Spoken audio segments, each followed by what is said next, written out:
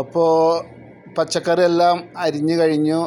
പിന്നെ ഒരടുപ്പത്ത് ഞാൻ സാമ്പാർ പൊടി, അതുപോലെ മഞ്ഞൾപ്പൊടി, മുളക് പൊടി, മല്ലിപ്പൊടി, സാമ്പാർ പൊടിയൊക്കെ കൂടി വറക്കുന്നു സാമ്പാറിനുള്ള. പിന്നെ സാമ്പാറിൻ്റെ കഷ്ണങ്ങളൊക്കെ അരിഞ്ഞ് റെഡിയായി. ജഗ്ഗിലൊരു ഭാഗത്ത് വെള്ളം ഇരിക്കുന്നു. അപ്പോൾ സാമ്പാർ കുക്കറിൽ കഷ്ണങ്ങളൊക്കെ ഞാൻ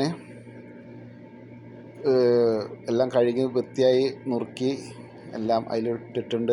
ഒരടുപ്പത്ത് ചോറ് തിളച്ചും കൊണ്ടിരിക്കണു. അപ്പോൾ ഇനി സാമ്പാർ വറുത്ത പൊടിയൊക്കെ അതിൽ ഞാൻ കൊട്ടി. അപ്പോൾ ഇത് നിങ്ങളെ കാണിക്കാൻ വേണ്ടി ഞാൻ ചെയ്യുന്നതാണ്. അപ്പോൾ